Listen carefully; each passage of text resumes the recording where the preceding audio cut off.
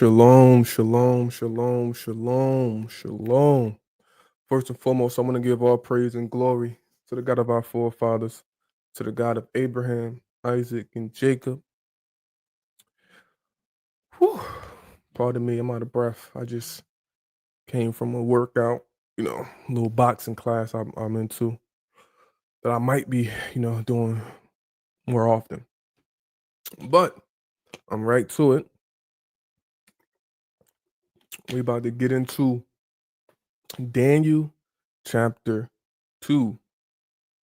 Daniel chapter 2, the statue of Daniel chapter 2.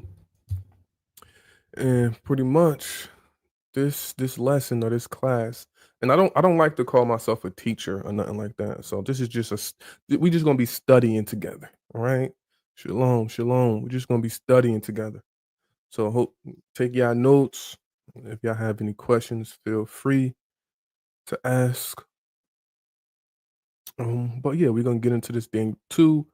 If you know anybody that might be interested in getting this information, hit them up, send in the link. Make sure y'all hit the like button, thumb it up, subscribe to the channel. It's gonna be a good one. It's gonna be a good one. I was up yesterday. I got bored. So I'm like, yo, I never really gave my understanding about Daniel chapter 2, the statue. All right, so shalom, shalom. All praise to the Most High. So I thought, why not? Let me put it together real fast. I got the information. I know it like that. So let me put a little PowerPoint together and share it with my good people. So again, if you know anybody, I don't care if they OT only. I don't care if they Jewish. I don't care what they is. You know somebody that wanna know this understanding. Share it live with them. Share it on your social media platforms. Bring them in here. We're gonna have some fun today. I put a good presentation, right? So let's put this on the screen. Let's put this on the screen real fast. So I'm gonna wait a little bit. I'm gonna wait till like maybe the 5-minute mark to get into it. But just to see if we can get some more good brothers and sisters in here that want to learn this information live, but definitely it's gonna be for the replays. So if you're watching this on the replay, go ahead and skip. Do y'all hear my daughter out there? Go ahead and skip to the 5-minute mark if you're watching it for the replays. Right. But the reason I'm doing this because I understand and believe that this statue plays a part today. We are living today in a certain part of this statue, and we are living in the fulfillment of this statue. Can y'all hear my daughter in the back? I don't know what my wife out there doing with her. But yeah, we living in a certain portion of the statue, right? So I'm gonna break down the statue, how I see it. And for the record, I've never heard nobody break this statue down the way I break it down, or have the understanding of the understanding I have. Pardon me, I'm sweating still. Or have the understanding that I have. So this is going to be something that you probably never heard before. Most likely you never heard before, right? And the reason why I say you never heard it before, because in the Israelite community, I've never heard people put Islam in these prophecies, whether it's the four beasts, whether it's the statue. I've never heard them put Islam into this, right? So I see how Islam plays a major part in the statue and in the beast, right? So we're not gonna get into the beast. The beast is Daniel 7, right? But we definitely gonna get into the statue, and this is gonna be understanding that I'm sure you never heard before. Everybody always stop at the Roman Empire. They don't add the Roman Republic into it. They don't add Islam. They don't add the Islamic Caliphate. They don't add the Ottoman Empire. So this is going to be interesting. This is going to be something new you haven't heard before, right? Unless you've been on Clubhouse with me and I've expressed how I see it, right? And I want to give a shout out to my boy from Clubhouse, my good boy, my crash out guy, Chosen, right? Because talking to him, because he believes the fourth beast is Islam. He doesn't believe the fourth beast is Rome, or this the part of the statue is Islam. He doesn't believe it's Rome. Right. So talking to him made me understand, like, yeah, Islam definitely should be a part of it, but I'm not going to skip the Roman Empire. He skips the Roman Empire, but I'm not going to skip the Roman Empire. But because you can't skip the Roman Empire. But I definitely agree with him that Islam plays a big part in it. All right. So let's get to it. I went a little past the 5 minute mark, but let's get to it.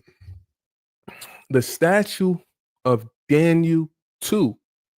Here is how I see it. And another thing I want to get into is how today's time plays a part in this and where we're at today in this statue. So let's get to it. Let's go to slide 2. And these first couple slides, this is going to be information that everybody knows. The head is Babylon. Everybody knows this. So we're going to breeze through these first couple slides. But let's just read the text. The head of gold is Babylon. Let's read. This is Daniel chapter 2, verse 31. Thou, O king, sawest, and behold, a great image. This image, which was mighty, and whose brightness were surpassing, stood before thee, and the appearance thereof was terrible. As for that image, its head was of fine gold, its breasts and its arms of silver, its belly and its thighs of brass, its legs of iron, its feet part of iron and part of clay. Thou sawest till that a stone was cut out without hand, which smote the image upon its feet, that were of iron and clay, and broke them into pieces. Then was the iron, the clay, the brass, the silver, and the gold broken in pieces together, and became like the chaff of the summer threshing floors, and the wind carried them away, so that no place was found for them. And the stone that smote the image became a great mountain, and filled the whole earth. This is the dream, and we will tell thee the interpretation thereof before the king. Thou, O king, king of kings, unto whom the God of heaven have given the kingdom, the power, and the strength, and the glory. And whatsoever the children of Israel, the beasts of the field, and the fowls of the heaven dwell, hath he given them into thy hand, and have made thee rule over them all. Thou art the head of gold. All right, so we know Babylon is the head of gold. It's nothing too crazy about that. We ain't got to get in so deep into no deep breakdown, right? So what you see right here, this is the Neo Babylonian Empire, right? So Babylon had different time periods. You had different reigns when it comes to Babylon. But when we talk about the children of Israel, we're talking about the captivity of the children of Israel. We shalom. We were dealing with the Neo Babylonian Empire. We dealt with the Neo Assyrian Empire, and then we dealt with the Neo Babylonian Empire. So this gold area is all the landmass that the Neo Babylonian Empire ruled, right? This is what God gave to Nebuchadnezzar. All right, so let's go to the next slide. All right, the chest and the arms is the Medo-Persian Empire, also known as the Achaemenid Empire, right? So what we're gonna know, we're gonna see in this chapter, everything means something, right? A lot of times when I hear people do the breakdown, they don't really break it down for real, right? So this right here, this is the Median Empire. This was a separate empire from the Persian Empire at first, right? So let's read this right here. After thee shall arise another kingdom inferior to thee. So the next kingdom had to be inferior to the Neo Babylonian Empire, had to be inferior, right? So the Median Empire was inferior to the Babylonian Empire, right? The Medes were an Indo-Iranian speaking people who migrated to northern Iran around the end of the second millennium BCE. They settled in Zagros highlands and founded the kingdom of Media. The relationship between the Medes and the Persians was intense and complicated. Right, so the Medes and Persians were separate kingdoms, separate. They weren't together at first. Cyrus, a Persian ruler, openly rebelled against the Medes. So the Medes ruled over the Persians. He rebelled against the Medes, leading to the victory of of the Persians, and the Median Empire became part of the Persian Empire. So the kingdom that was inferior to Babylon, Cyrus rebelled against them, took it over, and then the Median Empire became part of the Persian Empire, and that the Medo-Persian Empire is the Achaemenid Empire, right? So we have two arms in the chest. One arm is the Median Empire, the other arm is the Persian Empire, and then the Achaemenid Empire is all of it together, the chest, that broad chest, right? So again, everything matters. Arm, arm, median, arm, Persian, chest, silver, all of it is the Achaemenid Empire, right? So this is important. Everything means something. You can't just why is there two arms? Because it was two people, two kingdoms, two empires that came to make this empire, right? Let's get to the next one. The belly and the thighs of bronze is the Greek Macedonian Empire. What this says. Another third kingdom of brass, which shall bear rule over all the earth. Right. So you have the brass belly and thighs. Right. So this right here, during the time of Alexander the Great, this is the Macedonian Empire.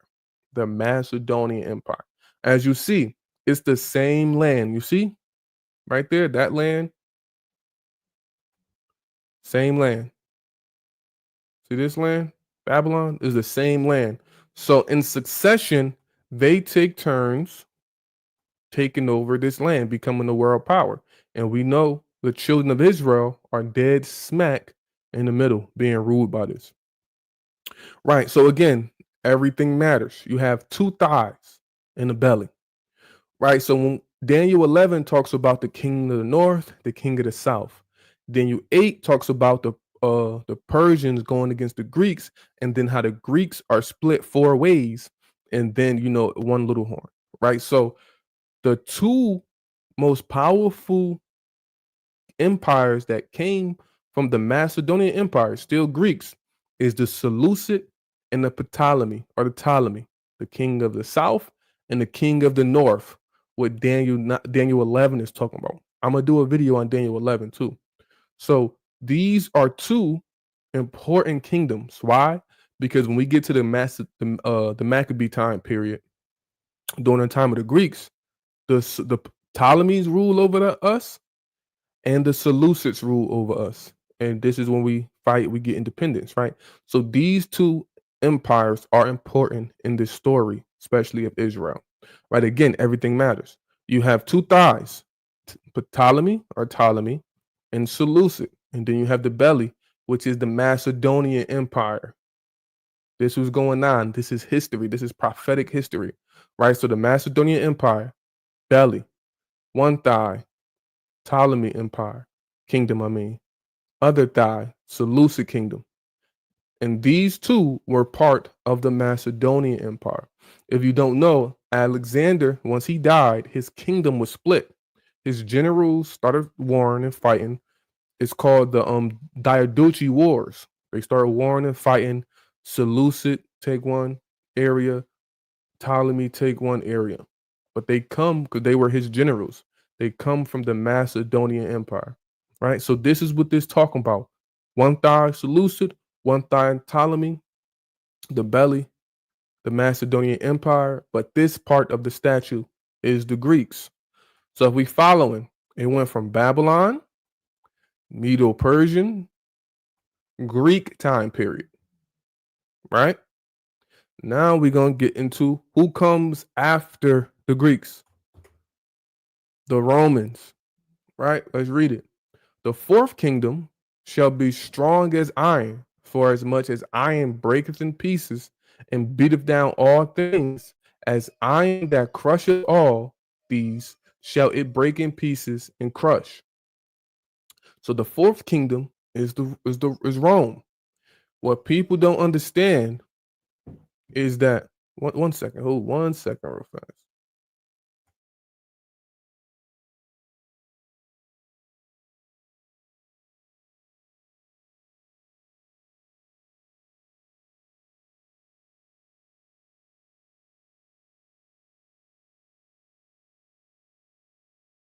All right, I'm back. I'm back. I had the little baby was banging on my door. All right. What people don't understand, they always jump into, oh, who's after the Greeks? The Roman Empire. That's not true. The Roman Empire was not the succession from the Greeks. The Roman Republic was. Right? Let's read this right here. I don't know if y'all, I hope y'all can see this. The Greek Empire rose its beginning in 3500 BC. Its decline and eventual fall to Rome's superior forces in 146 BCE. The Roman Empire did not exist in 146 BCE. What existed was this right here, the Roman Republic. The Roman Republic was after Greek. The Roman Empire did not exist till 29 BCE, if I'm 29 or 26, if I'm remembering right. Right? So again, everything matters. You have two legs of iron. You have the Roman Republic, and then after the Roman Republic, you have the Roman Empire, right? So you have the Roman Republic, the Roman Empire, the Roman Republic, the Roman Empire. But this fourth is the Romans altogether. Remember, everything means something. Two thighs in the belly, two arms in the chest, two iron legs. Roman Republic, Roman Empire. And this picture right here is the peak of the Roman Empire in 117 Common Era. 117 Common Era. It's the Roman Empire. This is the Roman Republic. So this is important to know. It didn't go from Greeks to the Roman Empire. It went from the Greeks to the Roman Republic to the Roman Empire. Remember that. But all in all, it's the Romans. Now, this is where it gets interesting at, right? So now, a lot of people don't realize there are 5 parts to this statue, not just 4. People stop and say, oh, is Rome the fourth? It's 5 parts. You have the head, Babylon. You have the chest and arms, Middle Persia. You have the belly and the thighs, the Greeks. You have the iron legs, Rome. And you also have the feet. The feet. That's the 5th part of the statue. Right. Look what it says. Verse 41 in Daniel chapter 2. And whereas thou sawest the feet and the toes, part of clay, potter's clay, and part of iron, it shall be a divided kingdom. Pay attention, a divided kingdom. But there shall be in it of the firmness of iron, for as much as thou sawest the iron mixed with merry clay, and the toes of the feet were part iron and part clay. So part of the kingdom shall be strong, and part thereof broken.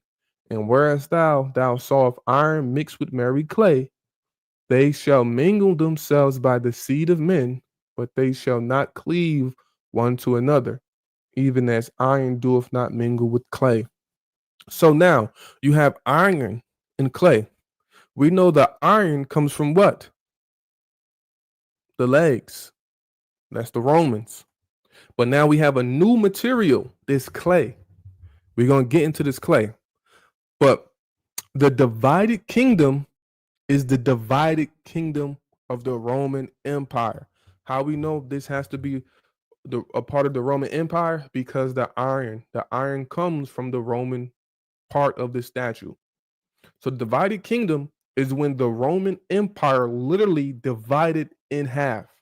This picture right here, you're gonna see this is the Roman Empire. Like if we go back here, the Roman Empire at its peak.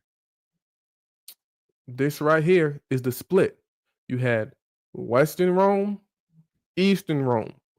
Western Rome, Eastern Rome, also known as the Byzantine Empire, right? So Western Rome had their capital in Rome. Eastern Rome had their capital in Constantinople. Constantinople. Both of them had people that claimed to be emperors of Rome, right? So you had, and they split because of the Christianity religion. You had the Roman Catholic, and then you had like the Orthodox on this side. This is the split, right? So this is the divided kingdom. It literally divided in half. So let's read this. 27 BC, this is when the Roman Empire, shalom, shalom. 27 BC, this is when the Roman Empire started. Remember when I told y'all before, let's go back here. After the Greeks, it was the Roman Republic in 146 BCE, right? The Roman Empire didn't start till 27 BC, right? So I went from the Greeks to the Roman Republic to the Roman Empire, right? So now you have 27 BCE to 395 CE, common era. I'm not going to say the AD because, y'all know why, but common era. So the Roman Empire was united for this time period, and then it split. So Western Rome went from 395 common era to 476/480, depending on what date you pick. Right. So the Western Rome fell in 476, 480. Eastern Rome lasted way longer than Western Rome. Eastern Rome didn't fall till 1453. Right. So this is the divided kingdom. And we know this Rome is a part of this divided kingdom because it says the part iron comes from the legs, iron legs. So this divided kingdom has to be part iron, which is Rome. This is divided kingdom, the iron. Let's read this right here. The Roman Empire was split into two halves, the Eastern and Western Roman Empire, for several reasons. The tetrarchy, pardon my pronunciation of these words, was the system instituted by Roman Emperor Diocletian in 293 Common Era to govern the ancient Roman Empire by dividing it between two emperors, right? What I just told y'all, the Augusti, and their junior colleagues and designated successors in Caesars. Diocletian divided the empire into halves, with the Eastern Roman Empire's capital at Byzantium and the Western Roman governor formed from Milan, however you say that.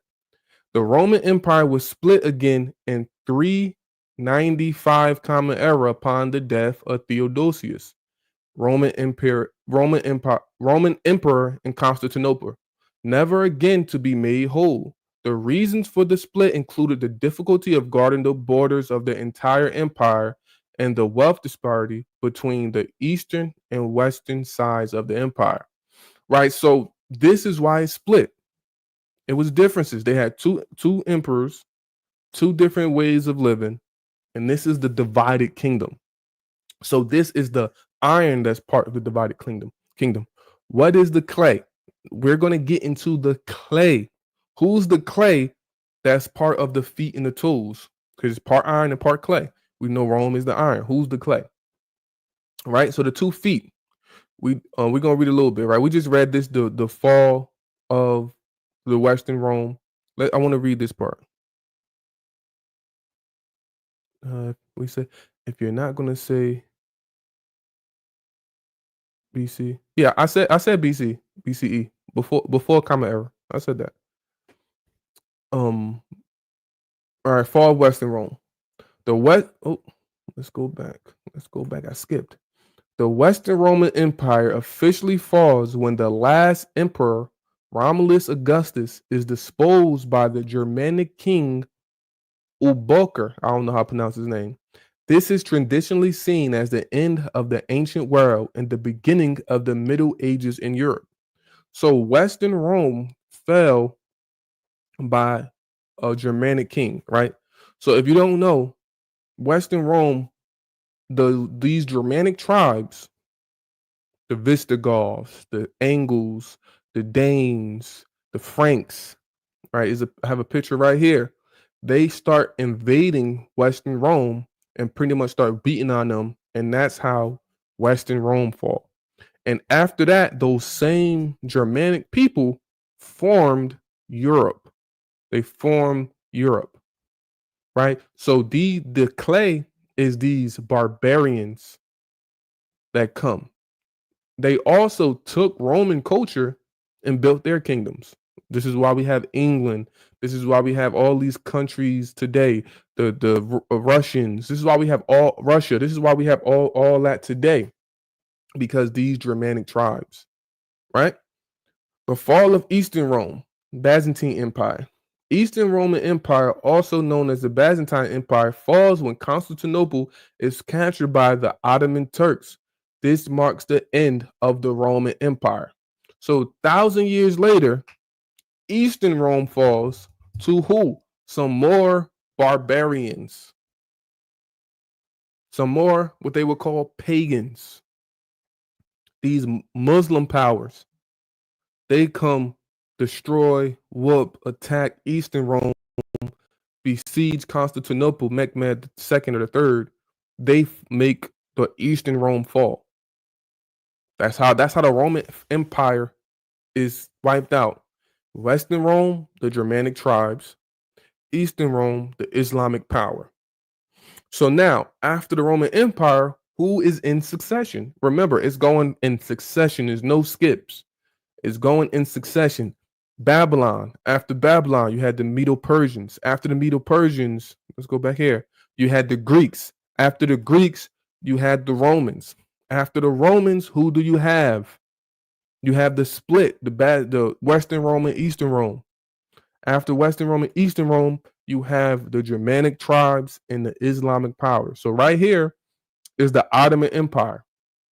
As you see, the Ottoman Empire takes over all and even more, all of Eastern Rome and some of Western Rome. It takes over most of what the Romans had.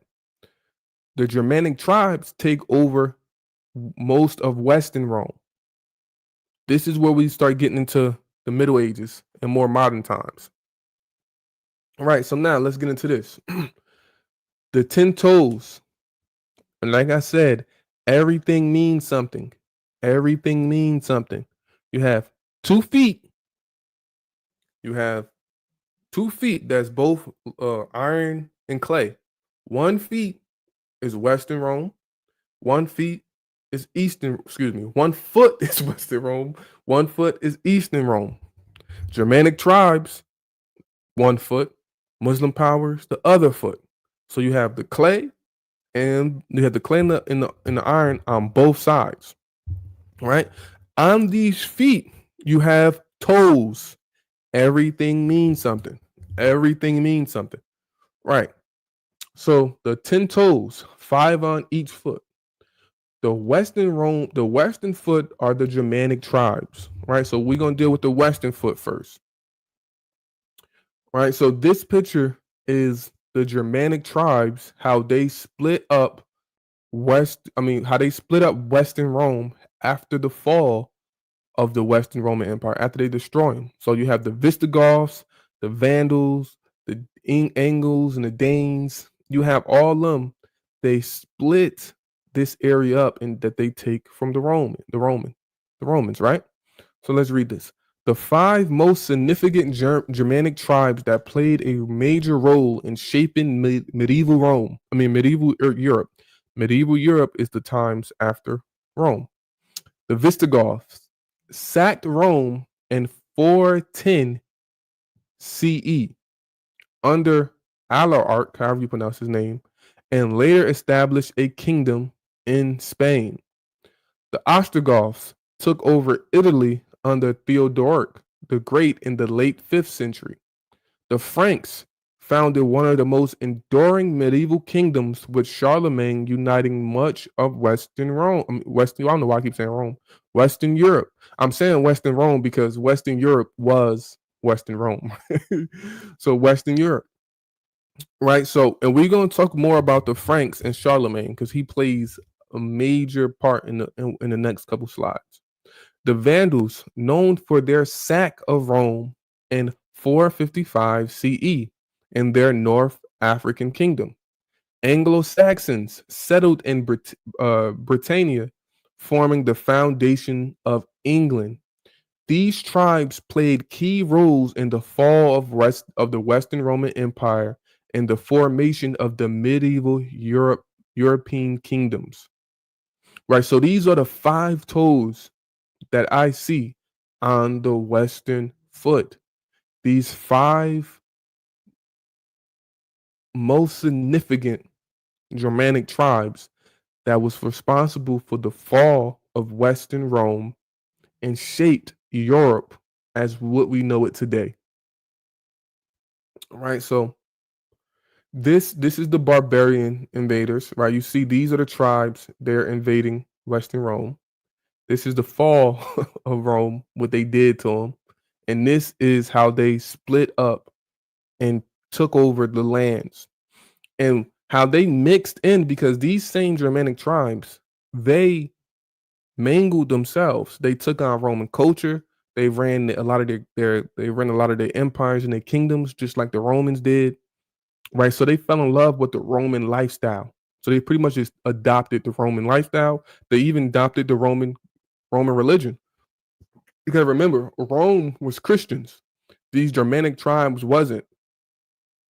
But after they come in contact with Rome, after they defeat Rome, they all become Christians. They took on the Roman religion, right? So this is how they mixed in with them, the iron and the clay.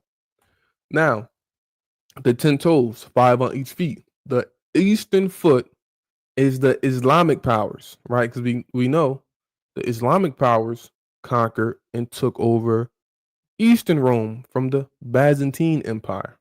So let's read about these 5 toes on the eastern foot. The Rashidun Caliphate, 7th century, under Caliphates Abu Bakr, Umar, and Ottoman, Muslim forces decisively defeated the Byzantines, taking Syria, the Battle of Yarmouk in 636, Egypt, and parts of North Africa. So this was a Islamic power that beat on Eastern Rome.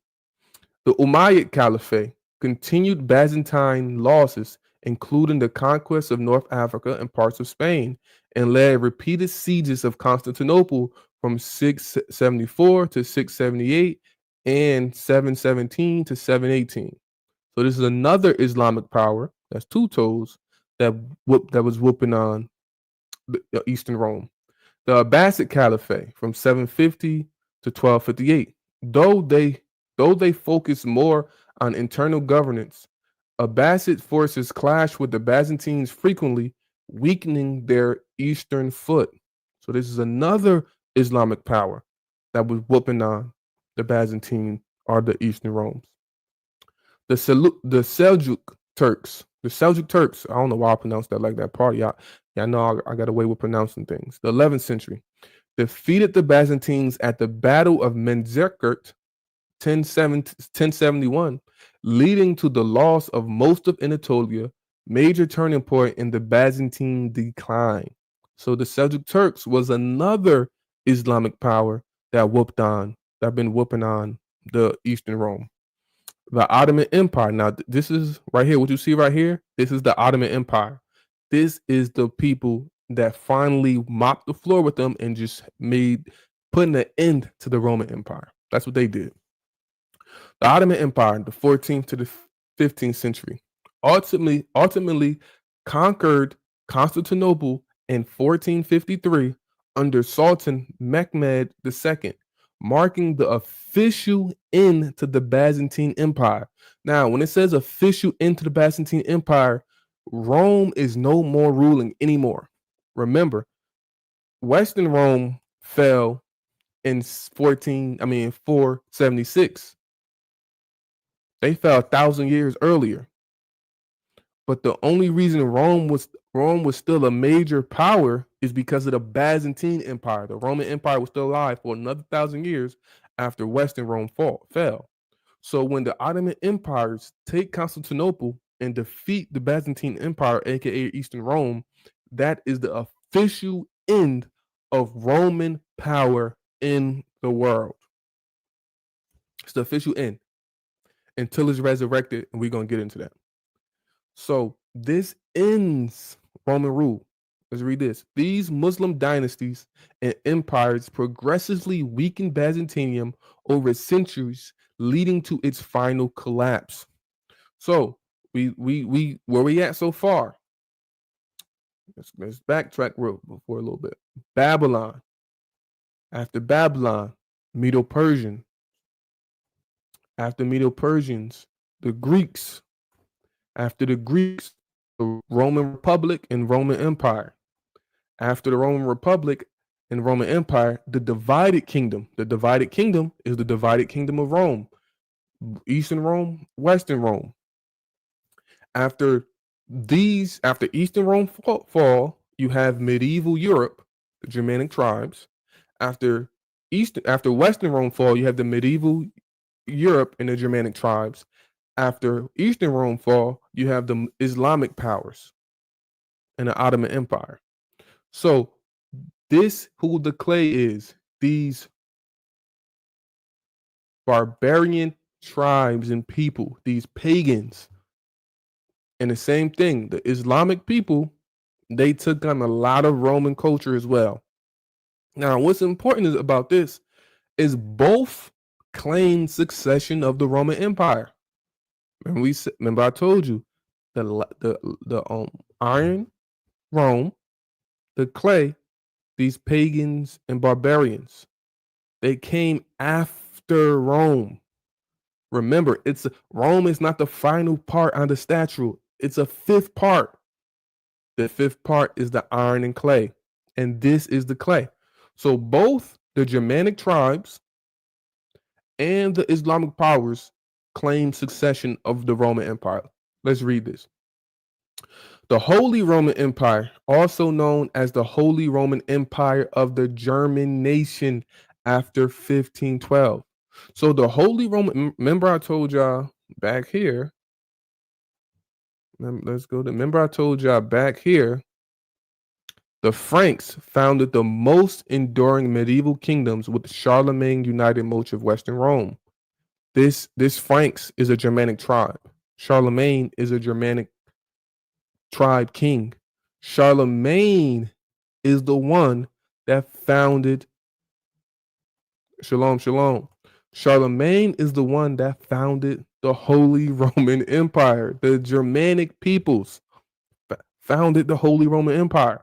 So not only did they whoop Rome, not only did they whoop Western Rome, took over all their land, they also adopted their religion, and they also claimed succession of the Roman Empire. In Central and Western Europe, usually headed by the Holy Roman Emperor, it developed in the early Middle Ages. Charlemagne, a Germanic king, was crowned Emperor of the Romans by Pope Leo III in 800 CE, thus restoring the Roman Empire in the West for the first time since its dissolution in the 5th century. So the Holy Roman Empire was the king of the Franks, Charlemagne, this Germanic tribe. He became the official emperor of Rome. This is the clay. This is the clay in the what is it? The clay in the armor. What is it? Clay in no, it's not bronze. Clay and clay and iron, right? The Germanic tribe, the Germanic people, and iron, which is the Romans. So not only did the Germanic tribes claim succession of the Roman Empire. On the west, the Muslim powers claimed succession to the Roman Empire. On the east, the Ottoman Empire was a powerful empire founded by Turkish tribes in the late 13th century, reaching its peak in the 15th and 16th century. It controlled vast territories across Southeast Europe, Western Asia, and North Africa until its decline in the earlier 20th century. After the conquest of Constantinople, Mehmed claimed the title of Caesar, Roman emperor. He based this claim on the idea that whoever possessed the imperial capital was the ruler of the empire. The conquest of Constantinople led to the recognition of Mehmed as the ruler of the Roman Empire in Europe. So, not only did the Germanic tribes defeat Western Rome,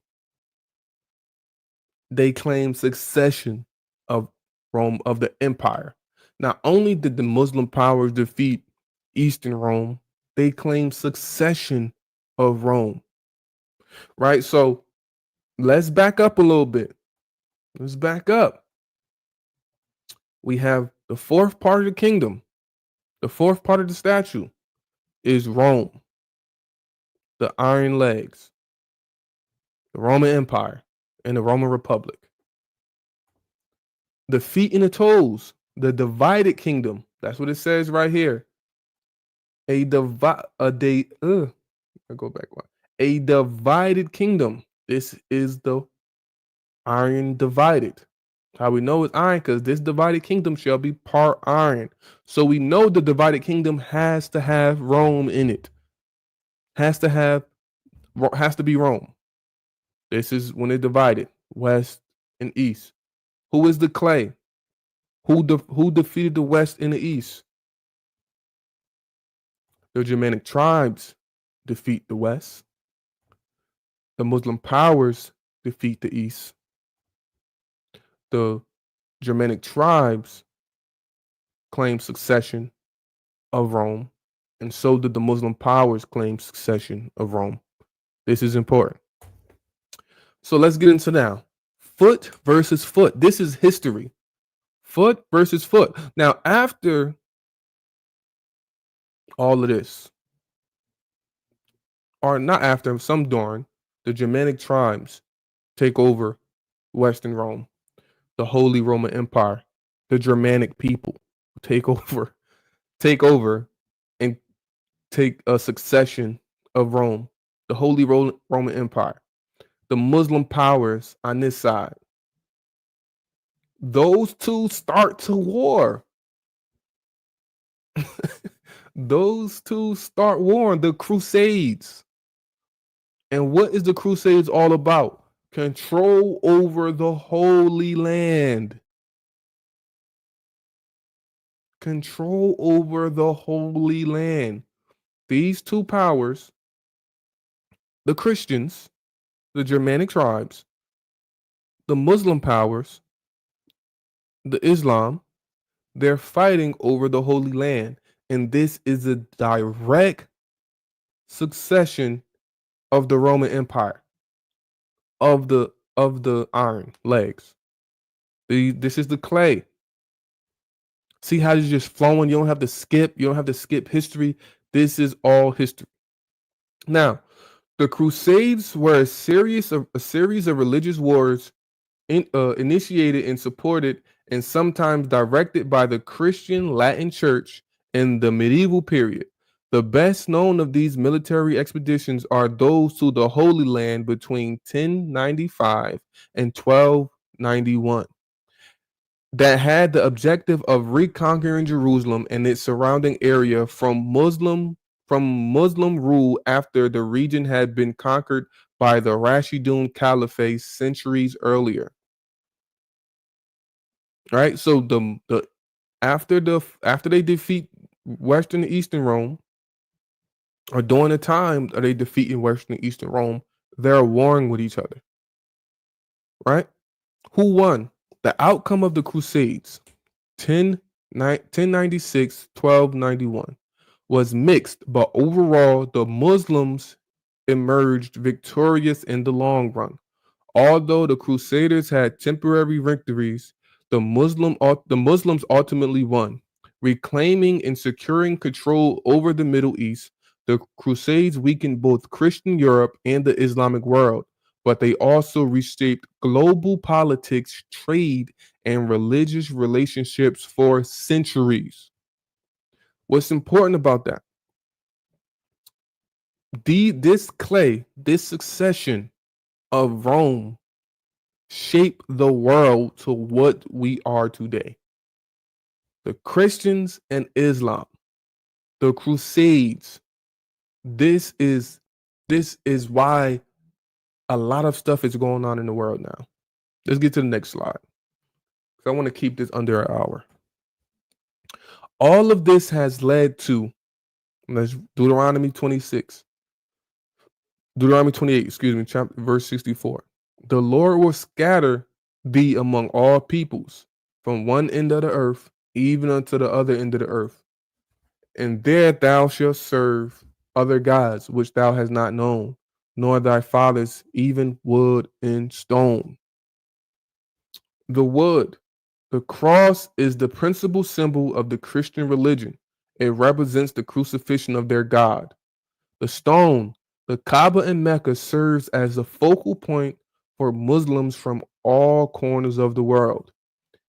These two religions are the two biggest religions in the world, and one represents wood and one represents stones. One was pushed and carried by the Germanic tribes that took over Western Rome, and one was pushed by the Islamic powers that took over Eastern Rome. This map, right? You have Western Rome, you have Eastern Rome. Now, this map is a map of the religions in the world, Muslim and Christian. As you can see, Muslim, what is this? Eastern Rome and Africa.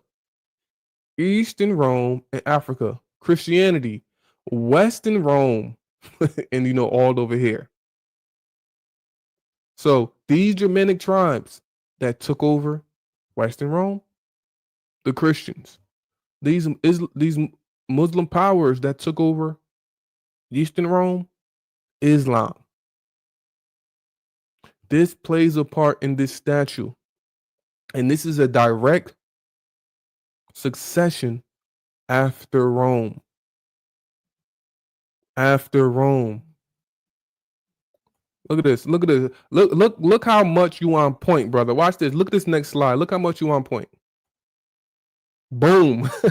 Look how much the brother is on point. He put that in the chat. He ain't even see the next slide yet. Look at that in the chat. That's dope. That's hilarious. Today,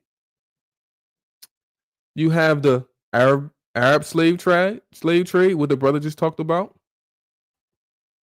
The trans-Saharan slave trade, also known as the Arab slave trade, was a slave trade in which slaves were mainly transported across the Sahara.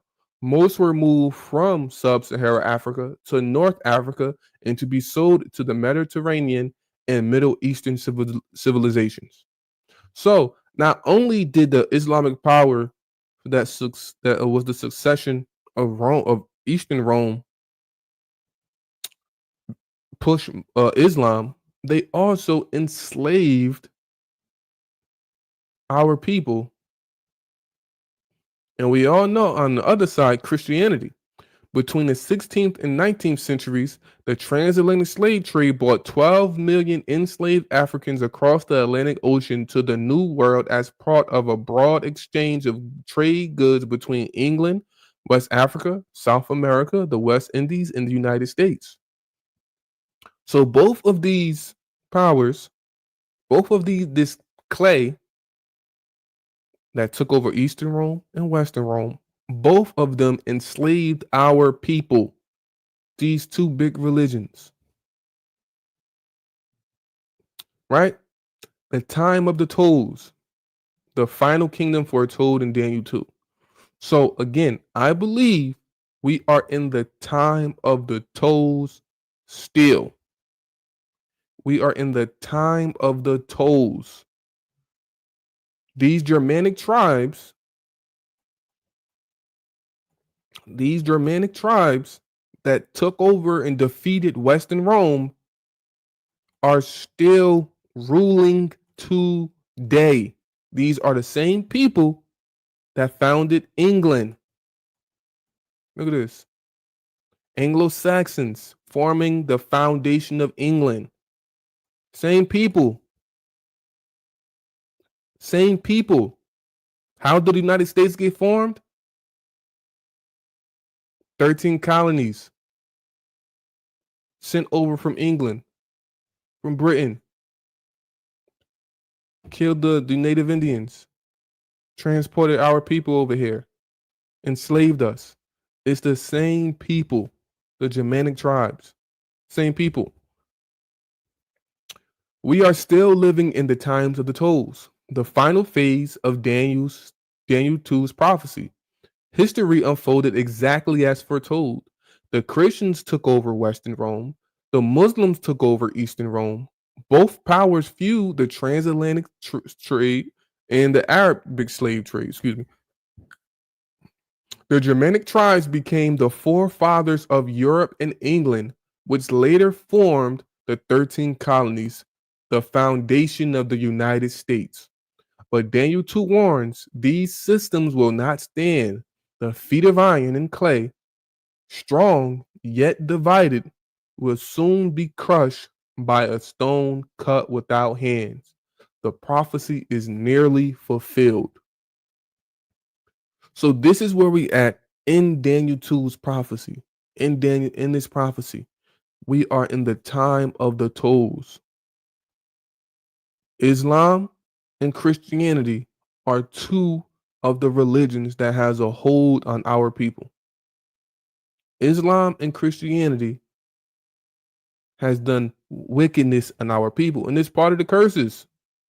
And the Lord shall scatter thee among all peoples from the end of the earth even to the other end of the earth. There thou shalt serve other gods, which thou hast not known. Thou nor thy fathers, even wood and stone. Christianity, wooden cross. Islam, the cobblestone. And these are the same people that were the successors of Rome. These people, these religions, these people are the clay that took Rome identity, took Rome uh way of life, took Roman doctrine, took Roman government and spread it. That's the iron and the clay. And we are living in the tolls, right? So that's the end of the presentation. That's the end of the presentation right there. So I put that together. That is my understanding of Daniel chapter 2. I'm gonna go back. I'm not gonna go. I'm gonna just give a brief rundown of everything before I invite a couple people up. If a couple people want to come up with questions, let me put that in the chat. Questions or anything, feel free. All right, so it's a succession, no skipping. The statue of Daniel 2. Here is how I see it. And like I said, I have never heard nobody break Daniel 2 down like this. Never heard nobody include the Muslims in Daniel 2 with the Romans. Never heard nobody bring in the Germanic tribes. Never heard nobody bring in the Muslims. Most people just bring in, they say the European powers. They don't bring in Islam in this. Never heard nobody do it. Right? So this is my understanding. Right? So I'll just go briefly real fast. It started with Babylon, the head of gold. This is the Neo-Babylonian Empire. Next, Inferior Empire, the Median Empire, which with the Median Empire and the Persians, Cyrus, the Achaemenid Empire, Arm, Median, Arm, Persia. chest, silver, the Achaemenid Empire. Belly and the thighs, belly. And this whole thing is the time of the Greeks. Macedonian Empire, belly, Ptolemy, leg, Seleucid, leg. Right? Time of the Greeks. Time of the Romans, Fourth Kingdom. You have the Roman Republic. Remember, everybody skips the Roman Republic. They say, oh, the Roman Empire. No, the Greeks fell to the Roman Republic in 146 BCE. Roman Empire was nowhere on the scene yet. Roman Empire didn't come to what, 26 or 27? I never could remember it. 26 or 27 BCE. Right? So you have the Roman Republic, one leg, the Roman Empire, the other leg. Everything is for a reason. And now you have the divided kingdom. The divided kingdom is iron. Just like these legs are iron legs. It says, fourth kingdom shall be strong as iron, for as much as iron breaketh, iron. This divided kingdom has to be part iron. So it has to be part of this part. Have to be part of this. But it also has to be part clay, which is a new material. Right?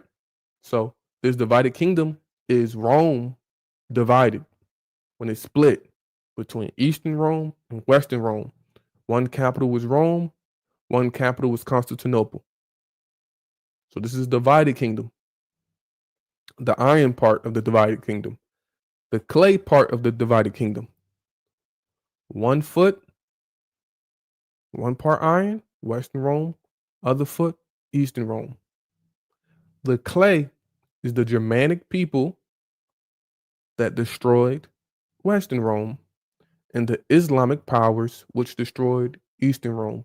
These are the pagans are the barbarians that destroyed Eastern and Western Rome. That's the clay. Right? So again, the Germanic tribes, you have the Visigoths, the Ostrogoths, the Franks, the Vandals, and the Anglo-Saxons. They destroy Western Rome, and the Germanic tribes, they split Rome up. Well, they split Western Roman Empire up, and this was the start of the Middle Ages, the medieval time in Europe. Right? This is when they invade and destroy. So this is some of the clay. Other clay on the eastern foot, Islamic powers. You have the Rashidun, the Umayyad, the Abbasid, the Seljuk Turks. Seljuk Turks. I don't know why I never could say it separate. I gotta say it full. The Seljuk Turks, the Ottoman Empire. These destroy Eastern Rome. These some more clay. These pagans and these barbarians that bring down the Roman Empire, collapse it. And both of the Germanic people, the Ottoman, the Muslim powers, claim succession of the Roman Empire. They claim Caesar, Roman Empire, Charlemagne, the king of the Franks, revived made the Holy Roman Empire, and he was made Roman Emperor. They both claim succession. This is the clay mixing with the iron. Right? And then this is when the Germanic people and the Islamic powers, they war against each other over the Holy Land. Right?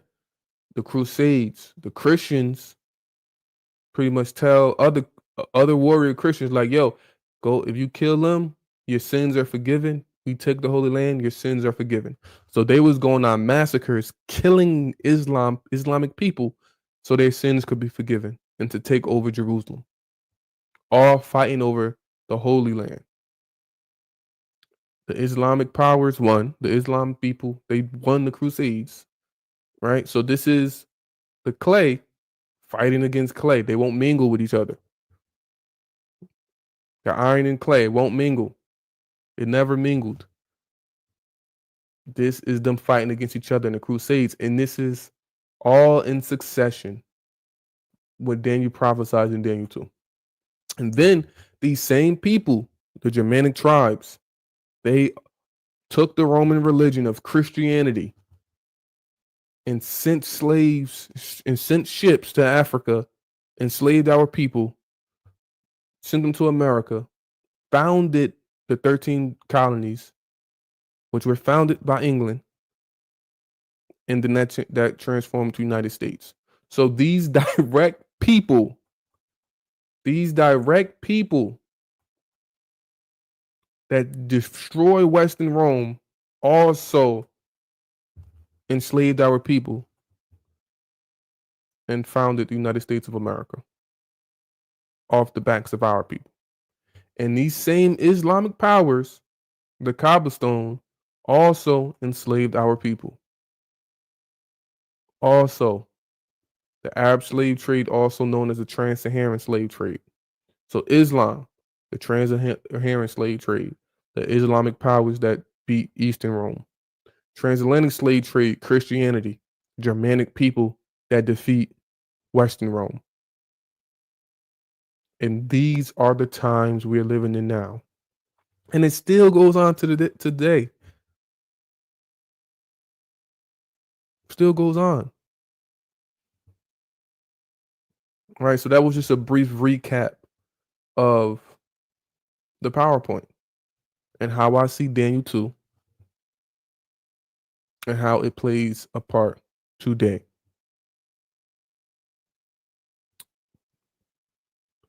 I said it. No one has ever broke this down this way, ever. When I heard Israelites break it down, Christians break it down, they never include Islam in it. Never. They never. I don't know who this is, but a couple people on Clubhouse actually, because Daniel is my favorite book, and they always joke. They say you might be Daniel. That's hilarious, right? So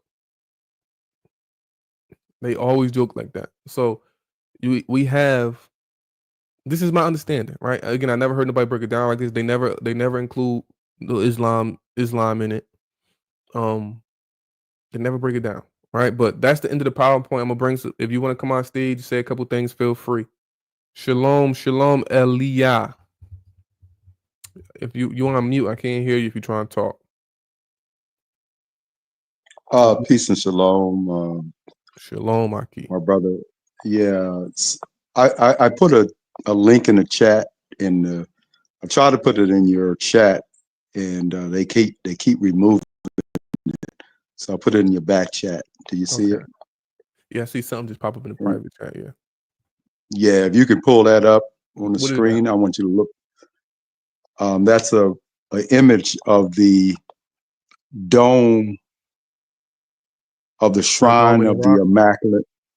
No, the shrine of the Immaculate Conception, which a lot of people falsely teach that has something to do with the birth of Christ. The Immaculate Conception has nothing to do with Christ. And that is the dome of the shrine of the Immaculate Conception. And I want you to take a look at it, and its symbols all over that shrine. Because like I was telling people that the Vatican not only can, yes, if you can blow it up. I was telling people that the Vatican not only controls Christianity, but also Islam as well. Mm-hmm. But it also controls Judaism. And you see that so-called Star of David all over that dome. Let me see if I can make it a little bigger. Yeah, the dome in the rock is still on this Temple Mount today. Yeah, but that's the biggest it's gonna get. But yeah, definitely people don't understand Islam, Christianity. All these religions play a part in Daniel, what Daniel was talking about. These religions, yes, a lot of deception out here, and just like as you were bringing out, when we were scattered, when we were taken down, it started on the Arab slave trade. And I know the camps erroneously teach that the Northern Kingdom are the Mexicans and all this madness, but the Northern Kingdom they're still scattered, just as the Southern Kingdom is scattered, and all of Israel together. We're waiting to be gathered, like as it says in Ezekiel 37. Our bones are, we're all over the place, but we're going to be brought together and then brought up out of the lands, out of the countries where we were scattered, and brought back to our own land.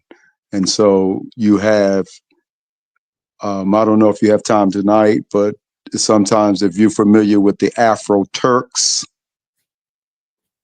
because you were talking about Constant, you're talking about the Byzantine Empire and all of that around that, that region. You have our people that were taken there under the Arab slave trade. They look just like Black Americans, the Afro Turks. You also have the cities in India. You have pockets of us in Pakistan, and there are internet sites like Clubhouse. I've been on Clubhouse. I've been in the rooms of Iranian people, and I've talked to them, and I've asked them, what about these Black people that are in your countries that are on the bottom of your society that you treat, badly? And so we're all over, scattered, just like the prophecy says. And so Indeed. that would be your Northern Kingdom, would be those that were taken under the Arab slave trade. And just like the prophecy says that, we would serve gods of wood and stone, meaning the Kaaba stone, Islam. And in the Southern Kingdom, primarily the transatlantic slave trade, we were placed under the god of wood or Christianity to this day. Indeed, indeed. Thank you for that, man. I hope you got any. If you wanted to rate without my presentation, man, what'd you think about my presentation I did tonight? Yeah, I think it was very good. I mean, it's very understandable.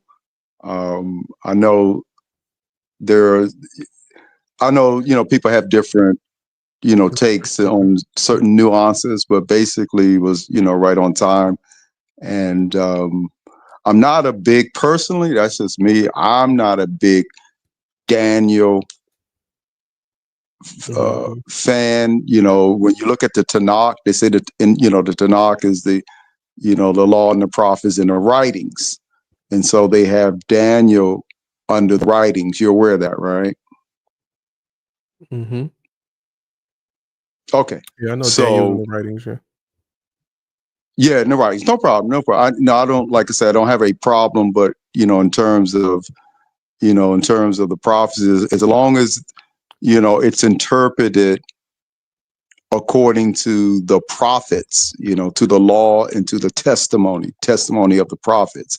If they speak Mhm. not according to this word, it's because there's no light in them.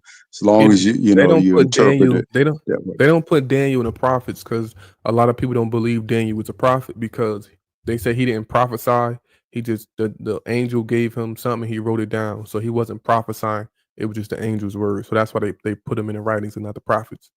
Right. But thank you, brother. Yeah, no Thank you problem. I was for just saying. Yeah, I was just saying real quick. I was just saying in terms of how it's ultimately broken down. mm-hmm. And so, from what I've been listening to you break it down according to the prophets, because a lot of Christians, they use Daniel. That's their go-to book. But the way they break it down is that they promote Christ, so that Yeah, wouldn't I be be according to destroying the them all law the and the time. prophets. Yeah, I be destroying them all the time in the book of Daniel. Don't try that with me. But told that, brother. Told that, bro. I catch you another time. All right. All right. All right. Let me see. I heard you mention England. What do you think of Spain and the Portuguese? Resources show that more of our people actually ended up in Brazil and South America. I don't hear me. Oh, that's actually true. The most slaves. I hate to say slaves. The most enslaved people definitely ended up in Brazil. Outside of if you Google where is the most black people outside of Africa, you're gonna get Brazil because the majority of the enslaved people went to Brazil. But I mentioned Spain in here a little bit. Let me see. Let me go to this one. Go to these Germanic tribes. Hold up.